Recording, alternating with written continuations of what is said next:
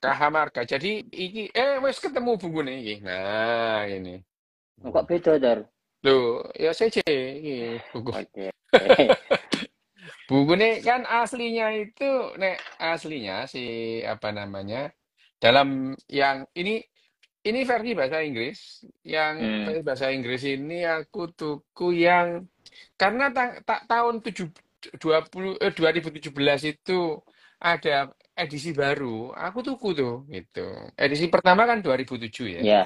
Edisi pertama itu 2007. Terus kemudian setiap edisi aku tuku. Sajane ya lapo ya aku tuku. Cuman memang Ayo. loh, tapi ono sedikit-sedikit bedanya itu memang Oh iya, dah. ada sedikit-sedikit bedanya. Tapi ya nggak itu nggak signifikan. Kalau kalau bukunya siapa namanya si Richard Dawkins Richard mengenai Dawkins, ya. selfish gene itu mau banyak bedanya.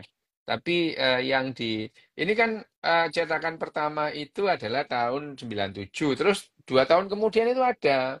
Nah, terus kemudian tahun 2005. Nah, ini adalah yang cetakan apa jenenge terakhir Terbaru. tahun 2017. Judulnya sih tetap The Fate of Human Society gitu Hmm. ya. The Fate of Human Society. Cuman yang di KPG itu apa namanya? Yang di KPG itu singkatnya apa? Apa tuh ngarepe iku? Oh, ringkasan. Ya, Rangkuman ringkasan ya. riwayat Rangkuman, masyarakat ringkasan manusia. rangkuman riwayat manusia. Oke. Di bab pertama itu adalah ya dari Eden ke Kahamarga. Ke Jadi kamu. dari Eden itu dari surga ke Kahamarga. Jadi ini gambaran adalah sebelum insiden Kahamarga. Sebelum Hmm. insiden Kahamarga itu apa namanya? Dunia itu seperti Eden gitu. Tapi Jared Diamond menggambarkan Eden itu Janatu Adenin ini Eden gitu ya. Ya kan kalau dalam bahasa Arabnya Janatu Adenin gitu ya. Makanya Eden gitu. Tajri min tahtihal anharu Benar. khalidina fiha. Itu ya yang ini yang namanya From Eden to Kahamarga. Kahamarga ini menceritakan bagaimana dalam hal ini adalah dalam hal ini menggambarkan sebetulnya menggambarkan betapa manusia itu mampu menghancurkan gitu, Hmm. menghancurkan peradaban lain dan memang bentrokan di Kahamarga ini adalah menandai hancurnya atau musnahnya hampir semua masyarakat di dunia baru ya dunia dalam hal Oke. ini memang dunia baru karena sampai tahun 11 sebelum 11.000 tahun yang lalu itu eh, manusia belum menyeberang ke Selat Bering ya. Jadi di bab ini disebutkan ya di pertama ini ya. Ini aku menerjemahkan yang asli bahasa Inggris ya. Jadi ini adalah perpindahan populasi terbesar. Jadi ya menandai perpindahan populasi terbesar pada zaman modern Hmm. ya. Populasi itu terbesar pada zaman modern. Ini ya maksudnya ini adalah kolonialisasi ya dunia baru oleh orang Eropa gitu. Oleh orang Eropa. eh Ya namanya sebetulnya ini penaklukan sih. Penaklukan terus berkurangnya bahkan kemudian hilangnya sebagian besar kelompok penduduk asli Amerika Selatan gitu ya. Hmm. Bahkan Amerika Utara juga lah ya. Orang Indian Amerika yang menyertai jadi perpindahan itu disertai oleh itu tadi apa namanya penaklukan bahkan musnahnya peradaban sebuah sebuah society gitu ya. Sesuai apa. Nah, sebetulnya ya kalau dibilang ya sesudah kolonialisasi awal dari Asia gitu ya. Ya Asia itu kan orang Asia yang ke sana ya itu. Orang Asia yang ke sana itu. Satu-satunya kontak yang terdokumentasi dengan baik antara dunia baru karena memang Amerika itu di awal-awal kan disebut dunia baru ya. Hmm. Dunia baru. Manusia melewati Selat Bering, Siberia dan masuk ke Alaska itu memang dunia baru gitu ya.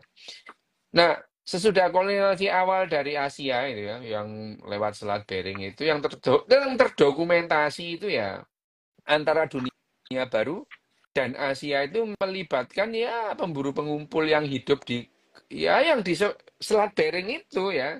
Jadi kontaknya benua Amerika dalam hal ini ya Amerika Utara ya, Amerika Utara dan Eropa, Eurasia itu adalah ya di kedua sisi Selat Bering itu ditambah pelayaran Trans-Pasifik ya yang diperkirakan pernah terjadi ya memperkenalkan ubi loh. Jadi ubi itu dari Amerika memperkenalkan ubi jalar dari Amerika Oh, ke Pijalar. ke selatan Polinesia. Jadi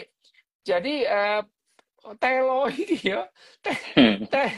Telo ini ya berasal dari Amerika terus ke Polinesia dan akhirnya ke Asia Tenggara. Kok nek mangan telo ya jadi melok-melok Nah, wong Amerika Selatan gitu ya.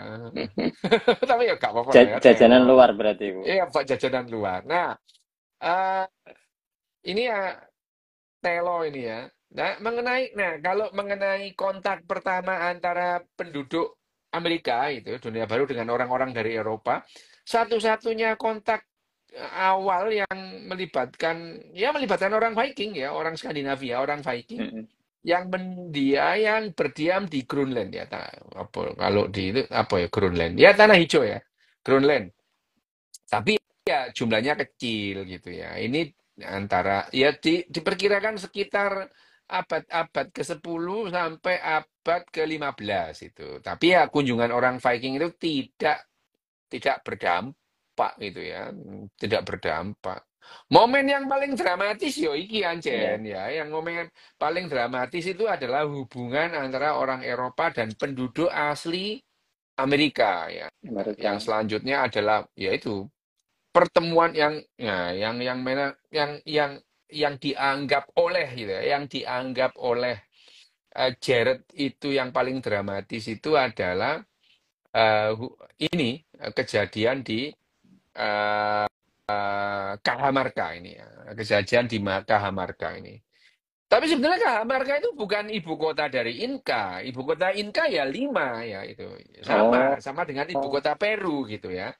Nah, tapi di sini tuh ya tadi di buku ini kan si siapa namanya Jared itu memulai dengan pertanyaan-pertanyaan Yali. iya, Jadi iya, akhirnya itu iya, dia iya. itu ya mencoba seperti Yali gitu ya. Di kejadian ini pun dia mencoba seperti Yali gitu ya. Ya momen paling dramatis itu ya. Yang paling dramatis ya memang eh, pertemuan pertama antara Kaisar Inka Atau Atahualpa. Alfa. Wah ya, Atahualpa. Namanya aneh ya. Tapi ya memang penyebutannya itu hurufnya itu beda. Hurufnya itu huruf-huruf apa namanya? Abjad yang dikenalkan oleh orang-orang Inka, Aztec dan Maya Mm-mm. itu bundelan-bundelan simpul-simpul pada ini loh tuh. Pada tali gitu. Tali. Tali disimpul-simpul gitu itu adalah abjad mereka. Ya, tapi sebetulnya pertempuran atau pertemuan collision itu sebenarnya benturan ya. Mm. Kalau dalam buku ini itu disebutnya collision at KH marka gitu ya. Tapi di sini disebutnya apa namanya bentrokan. Ya nggak apa-apa ya benturan sama bentrokan itu ya. Nah ini adalah pertemuan pertama antara disebut adalah Caesar ya, apa, Kaisar itu. Kaisar. Kaisar Inka Ataulpa dan penakluk sih, karena itu conquistador namanya, conquistador asal Spanyol yang namanya Francisco Pizarro. Pizarro gitu ya, di kota Cajamarca gitu ya. Nah, penguasa mutlak negara paling besar, paling maju waktu itu, ya ini sebetulnya Inka ini itu ya. Inka. Tapi sebetulnya ini bukan bentrokan yang pertama. Sebelumnya Hernan Cortes sudah menghancurkan Sebelum sebelum ini, Pizarro. sebelum Pizarro itu Cortes sudah menghancurkan bangsa Maya gitu. Oh, Bangsa Aztec ya. Jadi Hernan Cortes itu sudah menghancurkan Meksiko dulu itu. Jadi, nah di buku ini juga disebutkan sebetulnya berhasil Hernan hmm. Cortes menaklukkan Aztec itu menjadi karena orang Eropa sudah punya yang namanya catatan sih ngombe itu. Siap. Kok yo ngombe wah kopi podo kopi. Oke ya. Jadi karena di sini juga disebutkan bahwa kenapa kok demikian nanti dijawab ya. Nah, kenapa? Tapi sebetulnya pertemuan benturan di Cajamarca ini bukan yang pertama, bukan penaklukan yang pertama. Sebelumnya, Hernan Cortés dari Panama sudah bergerak ke arah Meksiko gitu. Meksiko yang Hmm. menaklukkan bangsa Aztec. Nah, itu ya yang terjadi. Nah, Pizarro ini dia mengklaim mewakili. Padahal ini ya wis Iya, ala iya. ya apa namanya preman preman laut lah ya. Conquistador itu kan preman laut itu ya, preman laut. Conquistador. Ya sama dengan Columbus. Columbus itu ya conquistador aja. Penakluk ya. Pizarro ini merasa dia mewakili Kaisar Ra- Suci Roma gitu ya. Raja Carolus Carlos. Carolus lima atau yang disebut Carlos satu ini ya, yang juga dikenal sebagai jadi Carolus lima Romawi gitu ya, Roma, tapi dia itu juga ini Raja Carlos satu dari Spanyol. Jadi Raja Carlos satu dari Spanyol ini adalah Kaisar Roma Suci Carolus lima. Jadi ini orang yang sama ini. Hmm. Aku biar ya rada bingung iki wingi jarene limo, iki kok satu. Nah, iya, waktu itu terus kemudian, tibanya itu orang yang sama itu. Nah, yang spektakuler itu dalam kejadian ini adalah tidak ya nanti kita kalau ada sempat kita ngomong soal Henan Cortés. Henan Cortés itu tidak dibahas di sini. Hmm. Tidak terlalu dibahas di sini Henan Cortés itu. Nah, tapi tidak terlalu dibahas di bukunya siapa namanya Jared Diamond. Eh Ya ini, Pizarro itu, bayangin ya, Pizarro itu hanya membawa 168 prajurit, ya, yang mendarat itu dengan compang-camping, karena yo, mulai ya, orang pelaut itu berbulan-bulan di laut itu Betul. pakaiannya wis compang-camping gak karuan gitu, gitu. Pakaiannya compang-camping gak karuan. Jadi mereka itu mendarat itu ya, dengan compang-camping, gitu. Dan dia itu tidak penduduk setempat ya, tidak pernah hubungan sama sekali. Dan Hmm. bayangin aja, 160 prajurit, bala bantuan terdekat itu adalah 1.500 kilometer di Panama sana. Jadi sebetulnya dia itu terasing gitu ya. 168 itu. Nah, bayangin aja, lawannya ini Kaisar atau Raja Inka. Atahualpa ini dia itu dibawa ke kaisaran sendiri yang ada jutaan rakyat ya, jutaan rakyat. Ya. Terus dia itu dikelilingi pasukan 80.000 prajurit karena waktu itu dia habis perang gitu. Gitu. Jadi Oke. kondisi saat itu Kondisi raja 80.000 itu habis perang berarti ya. 80.000 itu habis perang dia itu habis perang melawan siapa? Melawan sepupunya. Jengkelin ya. Ini nanti itu Iya, dibahas di iya, belakang itu. dibahas juga. Itu udah dibahas di belakang itu ya. Nah, ya itu tapi ya walaupun begitu ya kondisi yang 168 melawan ada 80.000 orang itu ya begitu ketemu Pizarro itu bisa loh. Dia langsung menangkap, menawan itu. Ya, menawan raja ini ditawan di istananya. Oh, gendeng ya. Iki gendeng. Tapi hal yang sama juga itu dilakukan oleh Cortés. Jadi Cortez. sebetulnya dia itu dia itu niru caranya Hernan Cortés. Bedanya adalah waktu Hernan Cortés datang itu Raja Aztec itu menganggap dia ini Tuhan yang sedang turun ke Oh, bumi. Jadi, oke. makanya percaya itu bahaya. Itu ya. Jadi Pizarro itu dalam waktu hitungan menit dia itu menangkap Atahualpa. Hanya beberapa menit setelah mereka itu ketemu. Coba gendeng nggak itu? Terus Pizarro itu menyandra raja ini selama 8 bulan. Coba gendeng mau nggak, Kon? Jadi ya bayangin aja kamu datang di misalnya di Keraton Singosari terus menangkap Raja Kertanegara Menangkap terus raja dia ini. ini bawa sekap gitu ya. Itu bayangnya itu gitu ya. Nah, ini ya ini perlu ini aneh nih kok bisa itu ya. 168 orang masuk terus kemudian dia menangkap kaisar itu, menangkap kaisar itu. Terus kemudian menawan dia, menyandra dia di Di keratonnya sendiri itu. kerajaannya. Di keratonnya sendiri itu ya. Di keratonnya sendiri. Bayangno itu ngalah-ngalahi Amerika ditawan Ayatollah Khomeini ya gitu. Nah itu Iya, iya, iya. ngalah-ngalahi Amerika itu menawan Ayatollah Khomeini ya. Itu. Nah, yang geblek lagi, yang gendeng lagi itu. Pizarro itu minta tebusan loh, bayangin aja itu. Iya. Pizarro itu minta tebusan. Mas itu ya. Dalam jumlah yang cukup untuk disebutkan di buku ini ya. Dalam jumlah yang ya cukup lah untuk mengisi ruangan yang eh, ya apa namanya 22 kaki ya 22 kaki itu ya kira-kira 8 meter ya 22 kaki kali 17 kali 8 ya 6,7 kali 5,2 kali 2,4 meter Hmm. emas itu dan diserahkan dan dikasih nih bayangin aja geblek kok ya orang ini ya dikasih gitu dikasih tapi namanya Pizarro wong gendeng ya. Begitu dia dapat emas, rajanya dibunuh itu. Dan bayangin aja, penangkapan Atahualpa ini sangat menentukan dalam penaklukan kekaisaran Inka itu oleh orang Eropa. Jadi kalau itu tidak ditangkap ya nggak bisa gitu. Nah, Hmm. jadi ini ya, ini penangkapan itu karena penangkapan itu membuat proses penaklukan itu menjadi lebih cepat dan jauh lebih mudah. Atahualpa itu ya disembah ya orang-orang Ya. Inka itu ya menganggap dia itu Tuhan, Tuhan matahari gitu.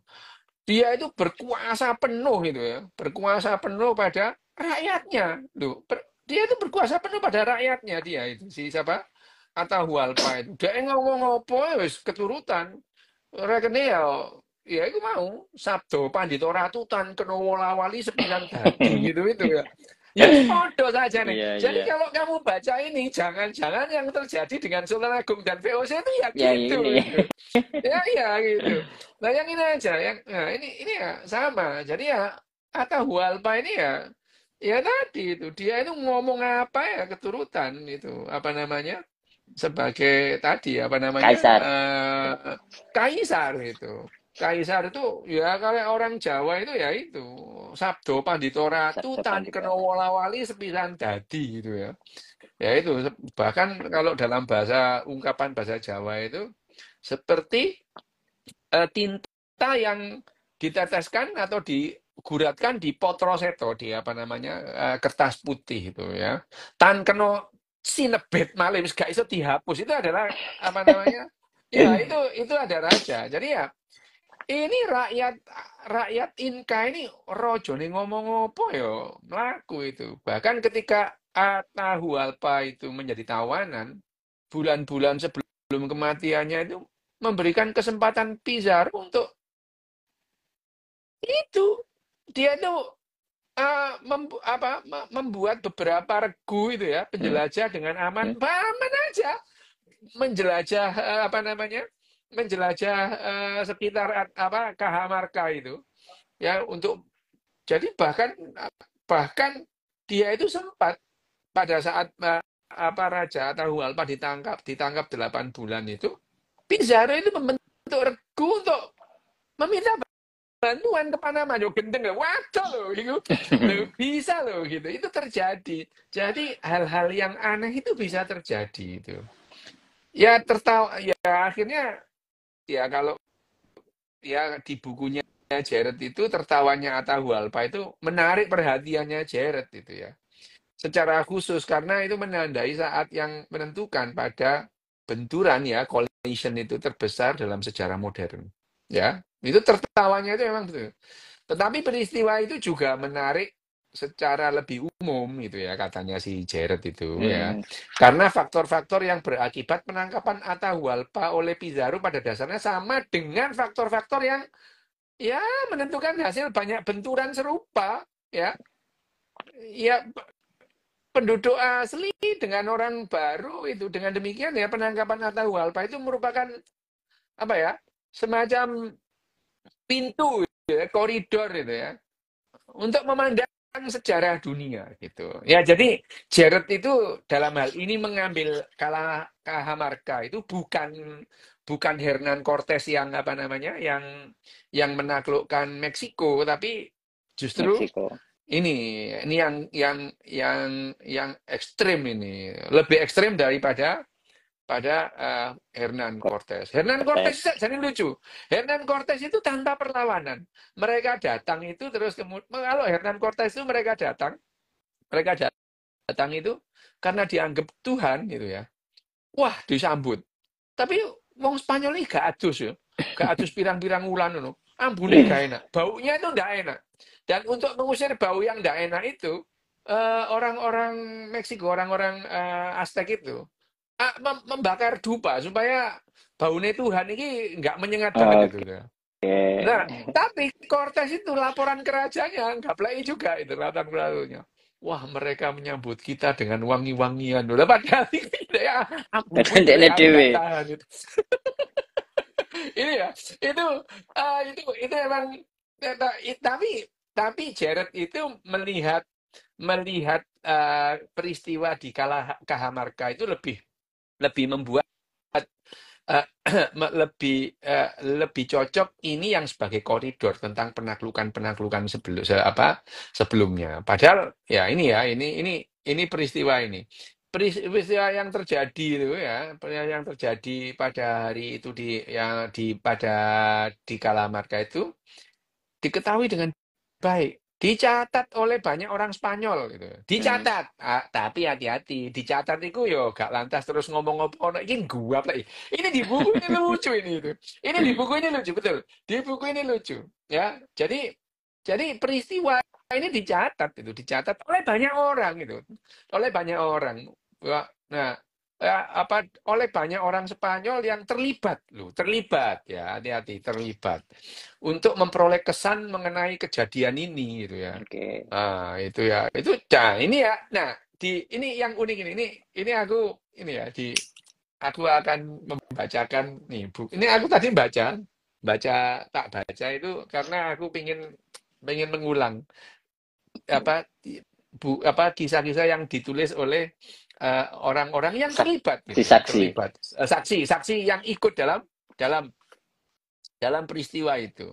Nah, setidaknya ada 6 orang yang menuliskan laporan itu. Laporan itu Hmm. ditulis dan kemudian dicetak malahan ya. Bayangin aja. Ini termasuk saudara-saudaranya si Geblek ini ya, saudara-saudara Pizarro itu yang namanya Hernando dan Pedro itu nulis itu. Nah, tulisannya itu adalah wah, pokoknya lebay itu. Nah, dari tulisan ini sebetulnya kemudian ada yang namanya Gold, Glory, and Gospel gitu ya. Gospelnya itu ada, padahal Ya. saja nih gak dipikir belas. Hmm. Kejadiannya itu Hmm. tidak ada yang untuk menyebarkan gospel. Cuman laporannya mereka itu selalu begitu. Hernan Cortes juga begitu itu. Hernan Cortes itu melaporkan karena kita itu membawa kabar dari Yesus. Wah itu ini juga gitu ya ini. Ini ya yang ditulis oleh teman-temannya Pizarro itu. Bayangin aja apa ya tadi tak iling-iling kehati-hatian, keberanian, disiplin militer itu ya. Ya. Wah, apa namanya? Usaha keras itu ya. Pelayanan penuh bahaya gitu ya. Dan pertempuran orang Spanyol pengikut kaisar yang paling tidak terkalahkan. Ngono. Jadi dia itu mengagung-agungkan rajanya Ya, yang ya. tidak terkalahkan. Dari Kekaisaran Katolik Roma, raja dan Tuhan kami akan membawa kegembiraan bagi mereka yang beriman. Loh gitu. Dan ketakutan bagi orang kafir. Jadi laporannya itu seolah-olah ini adalah perang agama itu ya. Padahal perang agama itu tidak pernah ada, Pak. Agama itu dinisbatkan untuk rebutan sumber daya sakjane ngono. Ya sama dengan ini gitu ya. Wah, Hmm. jadi itu ya, karena alasan itu ya dan demi kemuliaan Allah Tuhan kita dan untuk mengabdi kepada Sri Baginda Kaisar Katolik. Ngono. Itu tulisannya itu seperti itu. Pantaslah bagi saya untuk menulis catatan ini, mengirimkannya kepada Baginda. Jadi bukan hanya bukan hanya Pizarro. Tapi Bukan. Pizarro itu orangnya buta huruf. Pizarro itu buta huruf ya.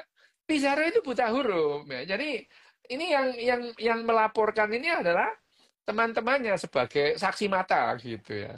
Sebagai saksi mata ini ya. Demi kehormatan kaisar kita, karena berkat kejayaan dan keberuntungannya, peristiwa ini terjadi pada masanya. Wah, laporannya itu lebay gitu. Wah, bahkan kejadiannya yang sebenarnya itu tidak ditulis sama sekali gitu. Jadi mereka itu seolah-olah bertempur gitu ya. Bertempur melawan mereka 80.000 orang pasukan. Wah, pokoknya lebay lah laporan yang dibuat oleh apa namanya? Orang-orangnya Hernan itu ya. Gubernur. Jadi dia itu belum apa-apa sudah mengangkat Pizarro itu sebagai gubernur gitu ya. Ya, Gubernur Pizarro bermaksud mendapatkan keterangan dari beberapa orang Indian yang datang di Cajamarca. Jadi seolah-olah itu mereka itu memang diserang lebih dulu gitu ya. Diserang lebih dulu ya. Terus sang gubernur. Jadi memang di laporan itu penulis rekan-rekannya itu juga sudah mau mengambil keuntungan. Kalau diangkat gubernur, tentu dia mendapatkan ganjaran lebih tinggi gitu Ya. ya. Dan dia akan kebagian gitu. Jadi ini 6 orang anak buahnya Pizarro yang nulis ini, wah wes lah, wes menulis sang gubernur menyembunyikan pasukannya itu ya di sekeliling alun-alun. Jadi seolah-olah itu adalah mereka itu diserang dengan taktik bertempur ya, terus kemudian menyerang Menyerang dengan balik. pasukan kavaleri gitu ya, menyerang dengan pasukan kavaleri. Kavaleri itu memang kuda, jadi kavaleri itu berkuda itu. Tapi kalau kamu sekarang batalion kavaleri itu tank gitu ya tank gitu ya, pasukan kavaleri sekarang itu ya tank gitu ya, itu ya. Jadi pokoknya ini 6 orang nulisnya ini, waduh, pada siang hari. Waras, pokoknya mereka itu ngarang-ngarang-ngarangnya tentang pertempuran antara anak buahnya si siapa namanya Pizarro. Pizarro ini dengan Atahualpa Atahualpa. gitu. Ya, mereka menganggap terus kemudian seolah-olah itu mereka serang serang menyerang serang apa namanya serang orang-orang yang berbaju bagus gitu. Jadi seolah-olah laporannya ke raja ini Raja Carlos ini Carlos. itu betul-betul mereka itu bertempur gitu ya, bertempur gitu ya. Padahal ya mereka itu dengan gebleknya itu menyandra gitu ya. Itu jadi selalu ya Gubernur Pizarro. Jadi akhirnya ya kayak di Vita Kompli itu, Pizarro akhirnya jadi gubernur di apa? Di mana? Eh, di apa namanya? Di Peru gitu. Nah, jadi dijelaskan lah oleh si siapa namanya 6 orang nulis itu. Coba dibaca ya. Ini bayang yang apa yang berminat baca. Ini bagus banget ini. Ini bagus banget. Surat yang ditulis oleh orang-orangnya Pizarro untuk rajanya ini Raja memang Carlos. bagus banget itu Raja Carlos. Nah, tapi yang unik adalah, yang bagi unik adalah ya itu tadi siapa namanya? Apa namanya? Jadi di sini melihat peristiwa ini, Jared itu menempatkan dirinya itu sebagai Yali gitu loh ya. Jadi kan sama, apakah pertanyaan Yali itu untuk menjawab pertanyaan Yali itu harus dengan sebuah buku. Nah, ini dalam hal ini tuh apa namanya si siapa namanya Jared itu mencoba eh, jadi Yali gitu ya. Ya gitu ya, itu jadi Yali itu. Ini pertanyaannya itu adalah ya itu ini gini ya. Jadi dia itu marilah kita itu, mari kita melacak itu ya, melacak itu urut-urutan gitu. Sebab akibat dari collision itu, bentrokan ini yang dimulai dengan peristiwa terjadi ketika Pizarro ketemu ya. Terus pertanyaannya, kenapa Pizarro yang menangkap Atahualpa dan membunuh, ya, dan bukan sebaliknya, Tidak gitu sebaliknya. ya, yang tidak sebaliknya, gitu. Terus kan bagaimanapun juga Pizarro hanya punya 62, ya, 62 kavaleri, jadi Kavaleri. 62 prajurit berkuda ditambah 106 prajurit infanteri. Sementara Atahualpa itu membawai pasukan berkekuatan 80.000 orang. Nah, di laporannya yang jengkelin, aku baca laporannya. Laporannya, sebetulnya pasukannya itu 140.000. Ngono, 140.000. Tapi untuk Digedek ke. 400.000. Sebetulnya pasukannya itu 400.000. Tapi untuk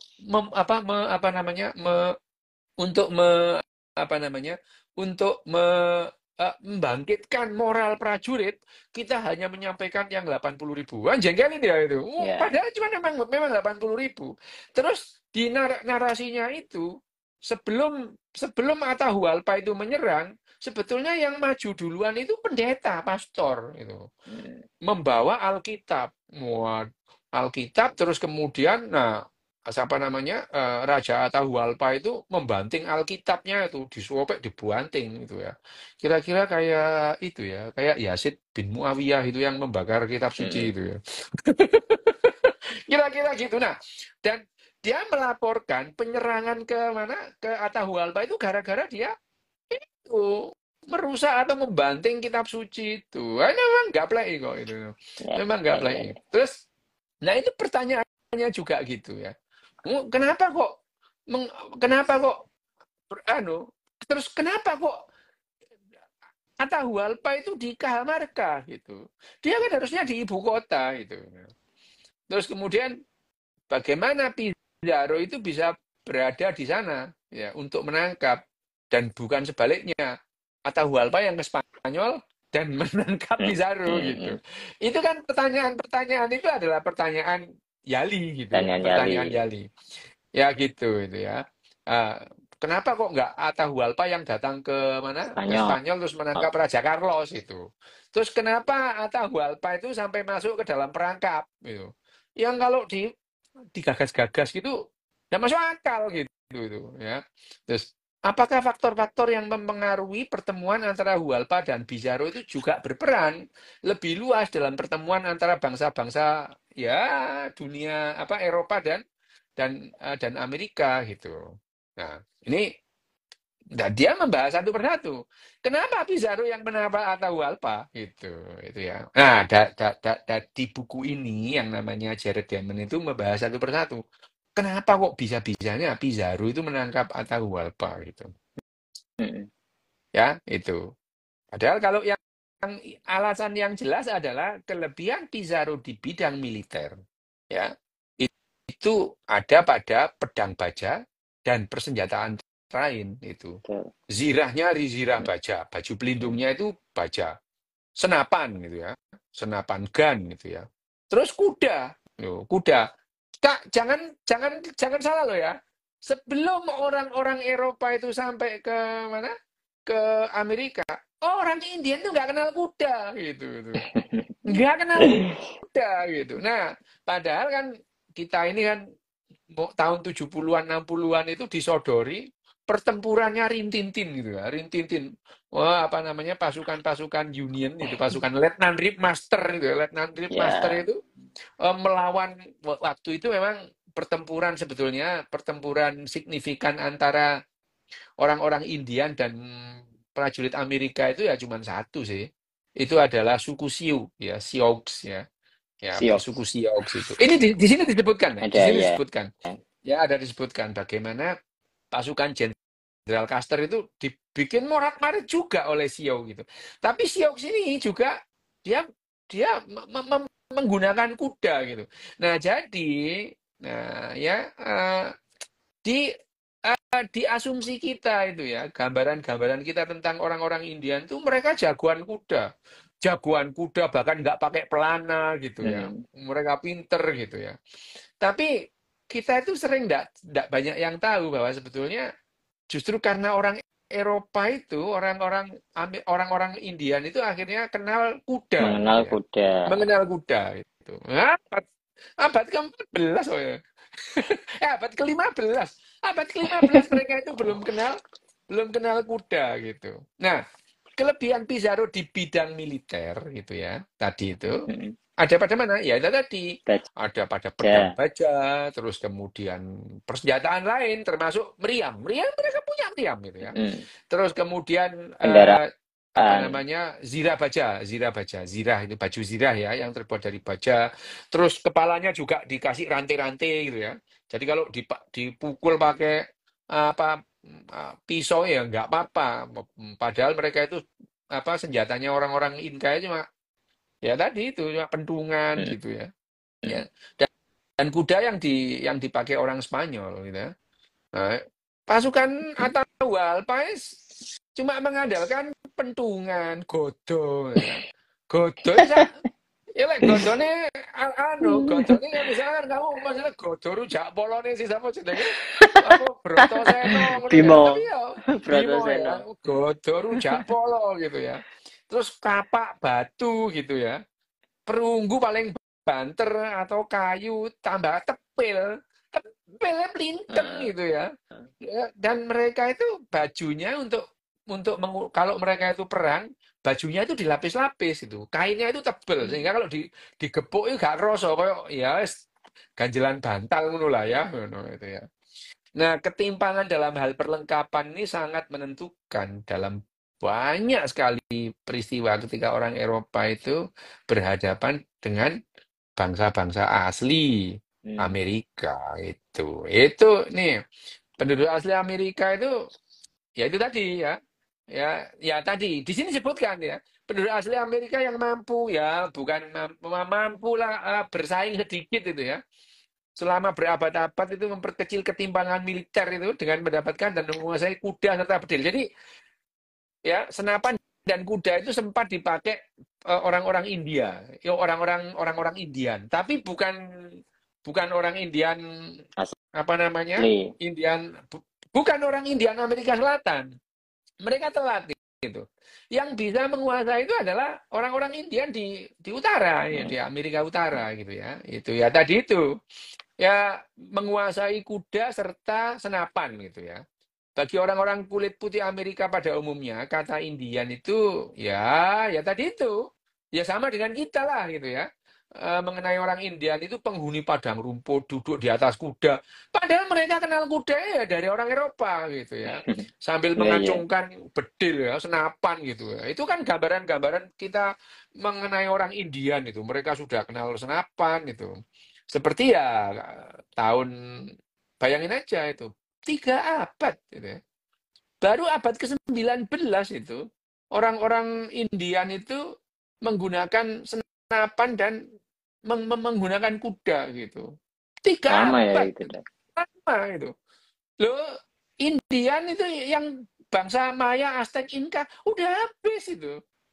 Nggak sampai Gitu ya. satu abad itu. Nggak sampai 1 abad setelah Cortes menaklukkan Meksiko. Meksiko dan kemudian si siapa namanya si Pizarro. Geblek Pizarro ini menaklukkan Peru, nggak sampai 1 abad itu. Penduduk Entek Maya itu ya berarti ya. Aztec Inca itu habis itu. Dan sekali dan ini ya, selain bedil tadi dan apa senapan dan kuda tadi, bayangin aja orang Inka ini bawanya godo. Godo ini juga kudu godo rujak polone Oh, Brotoseno ya itu. Ini godo rujak polone Brotoseno bukan itu. Ya kentungan gitu. Mereka itu kalau gebuk atau berhasil memukul atau dengan kapaknya ngenai badan apa namanya baju perangnya orang-orang Spanyol ya gak kroso tuh klonteng ngono palingan ya paling ya memar iya. ngono. Tetapi senapan bajanya gini, senapan itu pada saat itu ya abad ke-16 itu senapan masih dikocok diogok-ogok gitu ya. Mm, Jadi sangat kecil kemungkinannya itu berperang. Yang berperang ya pedang baja itu pedang baja itu ya, baju zirahnya, kuda itu ya, Meriam. meriam itu ya gitu ya. Mereka sekali meriam geler, luas bingung gitu ya. Bayangin aja, orang naik kuda hampir tak tersentuh tuh, hampir Iya tidak sih. sentuh oleh orang-orang yang memegang Tinggi, kapak soalnya atau posisinya godol tinggi ya. japolo mau itu ya. Jadi ya dengan gampang itu ya, meskipun cuma sedikit pasukan kavalerinya Kavaleri. itu, dia akan mengobrak-ngabrik ribuan orang gitu itu. Ribuan orang. Nah, pada abad ke-19 itu ya, nah, itu tahun 1876 itu ya. Itu sempat ya itu. Itu para prajurit gitu ya.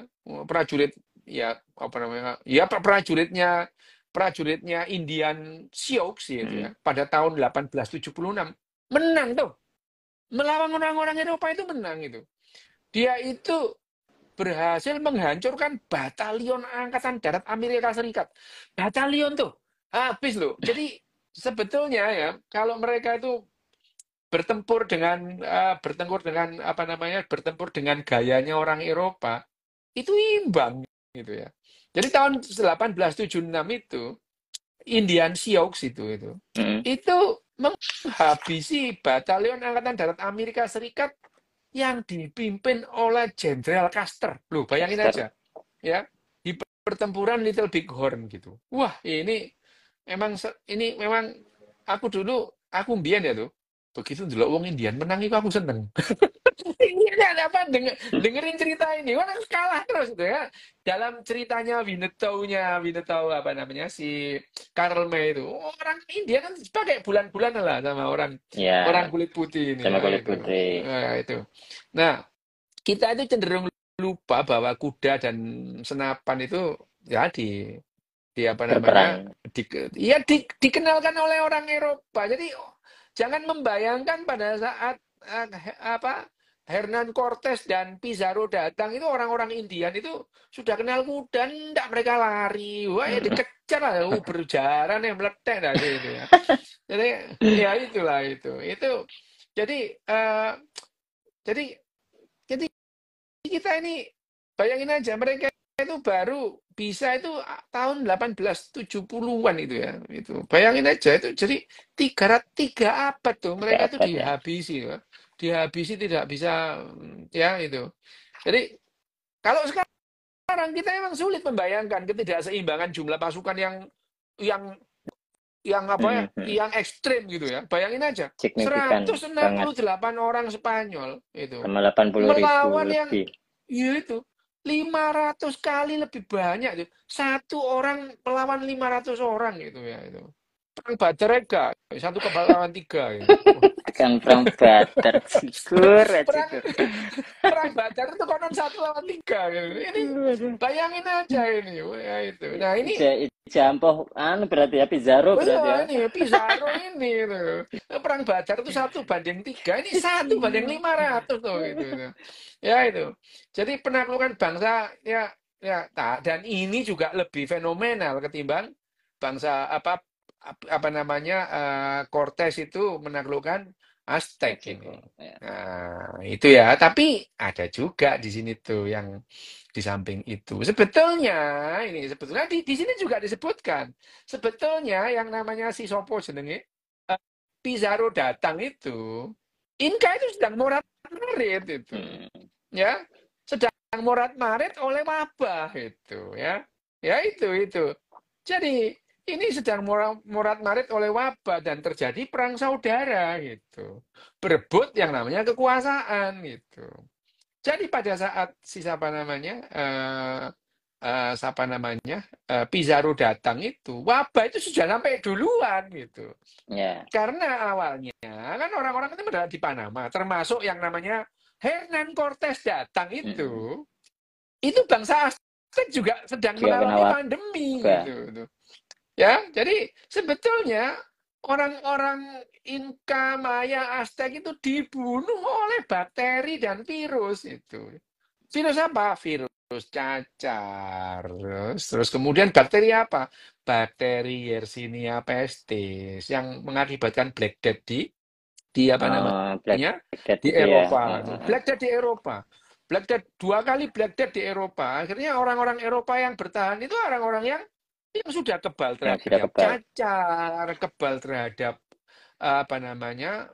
Black Death, Yersinia pestis, pes atau sampar gitu. kebal terhadap sipilis itu. Mm-mm. Jadi ya mereka itu datang ke mana? Ke Panama itu sudah menyebarkan wabah itu. Wabahnya itu menyebar ke utara, ke Meksiko, dari Panama menyebar ke selatan, ke mana? Ke ke Peru gitu. Jadi pada saat Cortes datang ke Meksiko, itu sama Sudah ada kejadiannya gitu. pandemi. Sudah ada pandemi, bahkan waktu itu kaisarnya sudah juga Saya berganti-ganti 2 kali karena ya, mati gitu ya. sekarang mati. Iya, Kaisar Inka itu mati, penerusnya juga mati juga kena kena kena cacar gitu ya. Terus kemudian terjadi perebutan antara antara ahli waris dan si Atahualpa itu juga Atahualpa termasuk ya.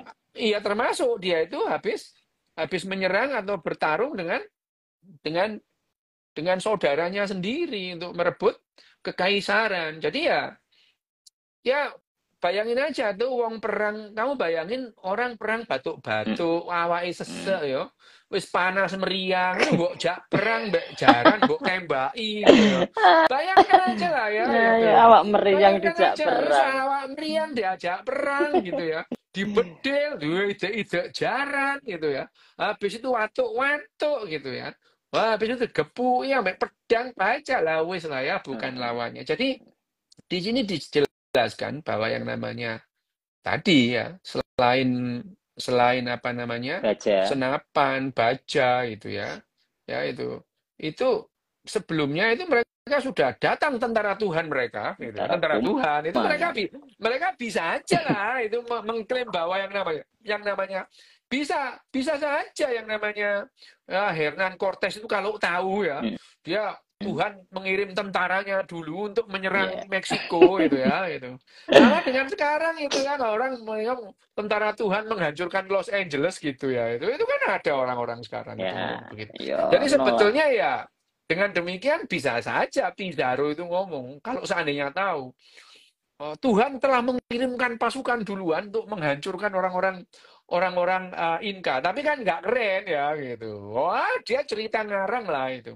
Padahal ya akhirnya 95% orang orang Maya Aztec Inka itu mati gara-gara virus, Virus. bakteri dan TBC gitu ya. Burung Dan ababil itu keren, Dok. burung ababilnya ini loh tapi burung ababil itu ya gawa cacar tuh gitu ya.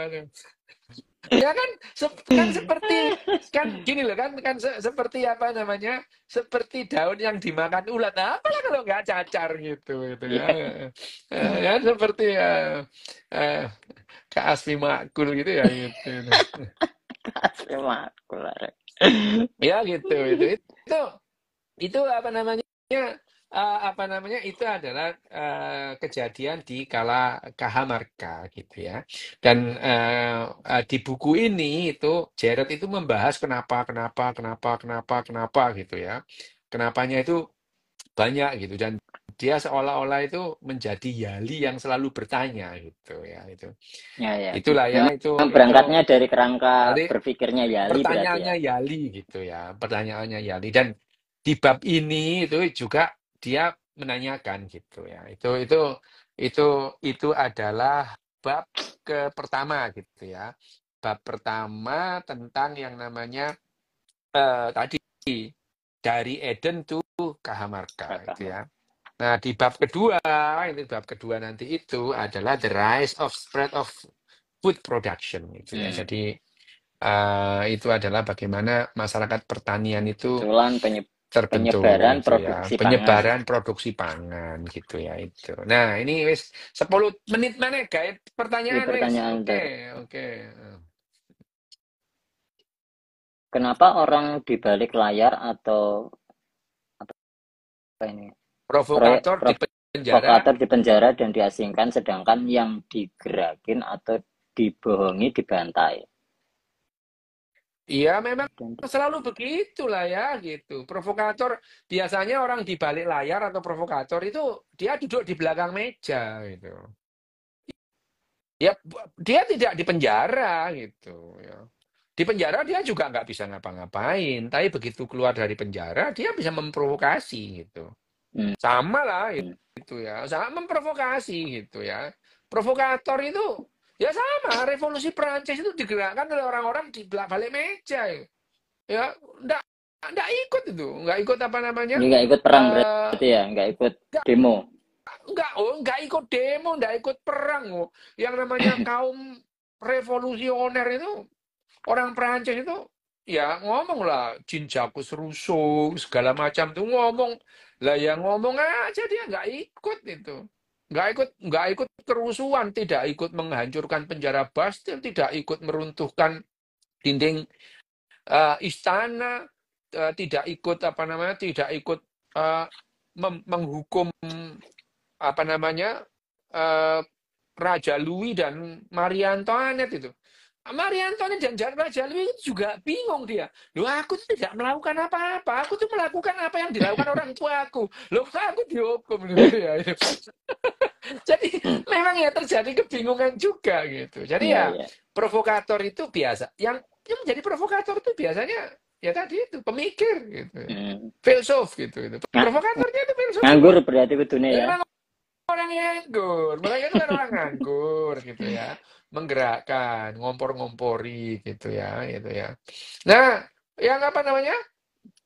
Yang namanya Revolusi Prancis apa? Ya banyak lah Revolusi Prancis itu. Oh, salah satunya itu bukunya Yuval itu ngomong soal Revolusi Prancis gitu ya.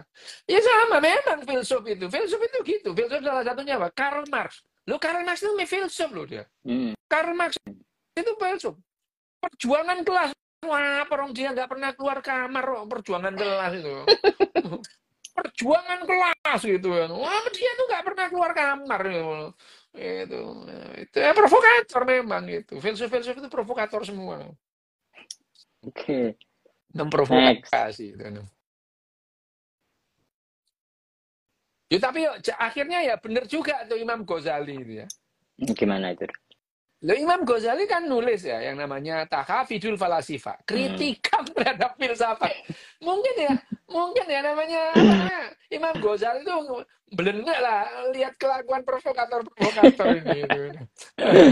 Ya, itu ya, mungkin ya. Itu kan kita nggak tahu ya. Filsuf di zamannya Imam Ghazali itu provokator apa bukan itu ya. Tapi ya most likely ya, kemungkinan besar iya. Nih, senjata Imam tentara Ghazali, ini kamu baca nggak tuh? yang Baca nggak tuh? apa? Tahafidul Aku Falasifa. belum.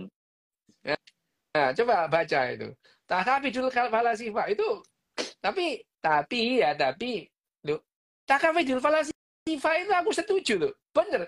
Aku baca Tahafidul Falasifa itu iki bener iki gitu ya. Hmm. Tapi setelah baca bukunya Ibnu Rusdi, Tahafud itu oh ya itu beda ya. Beda Apa berbicara kotaane. ya gini ya jadi membicarakan filsafat dengan bahasa bahasa awam itu berbahaya itu menurut Ya. Ibnu Rusdi gitu. Tapi ya bagaimanapun juga Imam Ghazali yang kritik orang yang ganggu pemerintahan itu ya Hmm. wajar gitu. Orang dia masuk dalam pemerintahan Bagian soalnya. bagian dari pemerintahan itu. Oke, next. Senjata antara Senjata Inka tentara kalau Inka kalau dibandingkan dibandingkan. cuma setara Hansip. Ngawur kon. Setara Pramuka. Nah, Wow, Pramuka gitu. Bukan Hansip Pramuka gitu. Pramuka melawan kavaleri loh itu. iki ada Jadi sebetulnya gini-gini di bab ini disebutkan juga kuda itu sejak sejak 4.000 tahun sebelum 4.000 tahun sebelum Masehi itu sudah digunakan untuk untuk perang gitu ya. Dan kehebatan kuda itu bertahan lama sampai Perang Dunia Pertama gitu. Jadi perang koalisi antara apa namanya? Antara eh, Perancis yang dikeroyok 8 itu, pasukan kavaleri Perancis itu salah satu yang perkasa gitu. Ya itu. Itu itu itu apa? Itu adalah apa namanya? Hebatnya pasukan kavaleri. Baru setelah ditemukan mesin perang semacam apa namanya? Tank gitu ya. Nah, baru pada Perang Dunia Pertama. kejayaan kuda itu habis itu. Kejayaan kuda itu habis Perang Dunia Pertama. Setelah itu udahlah, kuda itu bukan apa-apa. Tapi ya ribuan tahun kuda itu perkasa itu. Hmm. Jadi ya nggak heran kalau zaman segitu itu ajari anakmu berkuda gitu ya. Ya. Itu ya memang kuda itu memang betul-betul betul-betul hebat itu. Betul-betul hebat. Dalam waktu ribuan tahun kuda itu perkasa sampai Perang Dunia Pertama. Perang Dunia Pertama itu sudah kenal tank gitu ya. Habis lah. Jadi akhirnya sekarang kalau sekarang kavaleri itu jadi kalau batalion kavaleri, nah itu Iya, tank di sini tank. tuh, itu ya, itu ya. Itu tank di sini, bukan jaran mana, ya wis entek lah jaran itu masae gitu ya. Oke. Nek zaman Mojopahit itu jaran gitu. Iki pertanyaan sing kemarin Dok, ono Dok. Apa? Bagaimana neuroscience menjelaskan potensi genetik pada manusia untuk memilih jalan kolaboratif? Ya gini loh ya, gini. Pada dasarnya kita itu tidak dirancang untuk berkolaborasi. Hmm. Tidak dirancang gitu. Manusia itu dirancang kompetitif seperti yang lain-lain gitu. Kenapa? Manusia nggak bisa bekerja sama dalam jumlah yang besar. Oke. Gerombolan manusia itu maksimal ya efektif itu 50 efektif itu. Lebih dari itu Susah tanpa ya? bahasa nggak bisa gitu, tanpa bahasa gitu. Jadi kalau misalnya anak itu lahir nggak kenal bahasa, dibiarkan aja bergerombol, mereka bisa bekerja sama 50 orang. Setelah itu ya pecah Susah. gitu ya. Jadi otak kita, kecenderungan otak kita itu bukan kolaboratif. Kolaboratif bisa muncul kalau dilatih gitu. Dilatih sejak kecil. Ya. Bagaimanapun juga ada bakat kolaboratif dalam setiap individu apa namanya individu spesies itu ada. Tapi ada yang berbakat kolaboratif dalam jumlah besar kayak serangga gitu ya, Hmm. semut itu ya. Semut Secara evolusioner mereka memang terbentuk untuk bekerja sama dalam bekerja jumlah yang sama. besar ya gitu Tapi ya. Sementara manusia tidak manusia gitu. enggak. Tidak gitu ya.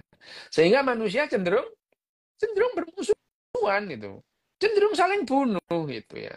Cenderung saling bunuh kalau dalam jumlah yang besar. Kalau begitu dia tidak mengenali mereka dia mereka akan saling bunuh Oke. tanpa bahasa ya. Tanpa bahasa manusia tidak bisa bekerja sama.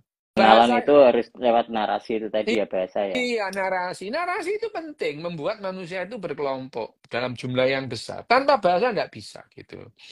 Nah, itu kenapa yang namanya berkolaborasi itu harus dilatih gitu. Latihan kita tidak bisa berkolaborasi. Cenderung kita itu ber, ber anu berkompetisi gitu ya. Kompetisi. Berbuat baik pun itu berlomba-lomba gitu. Ya, Hmm. berbuat baik itu berlomba-lomba. Mari kita berlomba-lomba berbuat baik. Kenapa kok mari kita bekerja sama berbuat baik? Itu nggak bekerja Ya berlomba-lomba lah iya. gitu ya itu ya. Siap. Loh, ya karena ini adalah fitrahnya gitu. Kembali Fitrahnya ke ini adalah Fitro. ini adalah kecenderungan manusia berkompetisi, berlomba gitu. Dan untuk bekerja sama itu harus dilatih gitu. Latihannya ya seperti orang Jepang, orang Eropa Ya. itu latihan. Dari Latihan pengasuhan ya. menekan ya, latihan menekan kecenderungan untuk berkompetisi gitu ya.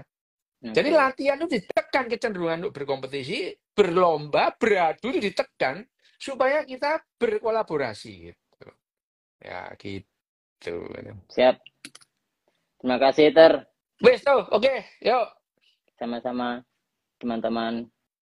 Next. Bapak Pat. Salam.